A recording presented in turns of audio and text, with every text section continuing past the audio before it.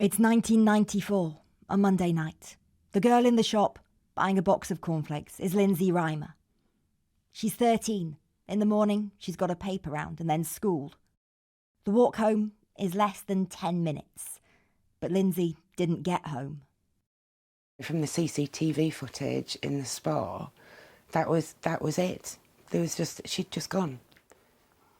Which was just astonishing in a place like Hebden that's really small, where you know everybody, where it's safe. Almost 30 years on, Lindsay Rimer's murder remains unsolved. We don't want to be coming out every year putting posters up.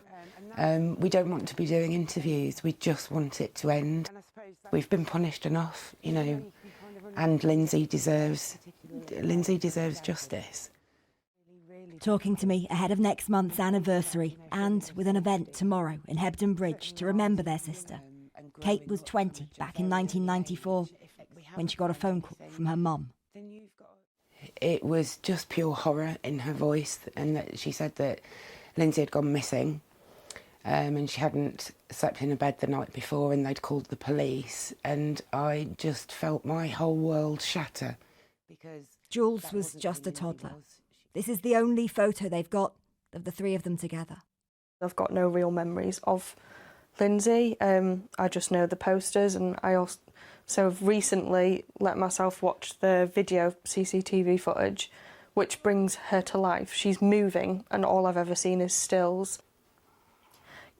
You go through the year it comes in waves of like living a normal life, and then suddenly you're exposed, you're vulnerable, and there's lots of comments. I mean, I've got 2 small children, and I've been going to kids' parties recently and had a few comments of, you know, I was in the same year of Lindsay, and then it's a real stark reminder of, oh my goodness, what if she had had kids and these were the parties that she would be going with her children, and I'm there with her peers, and that's like, it's really hard.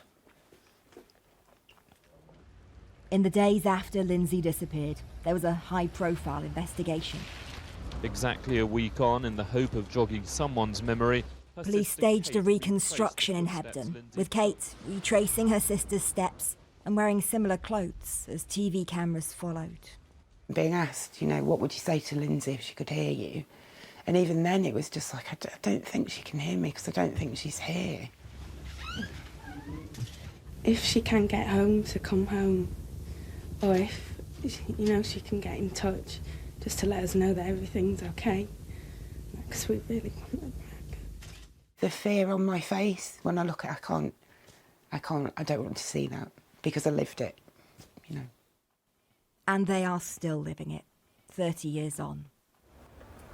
What happened to Lindsay Rimer is not some unanswerable question. She didn't just vanish into thin air. Someone killed her. And then, about 1.5 miles from here, her body was put in a canal. The following year, Lindsay Rimer's body was found. She'd been weighed down with a boulder. The post-mortem showed she'd been strangled.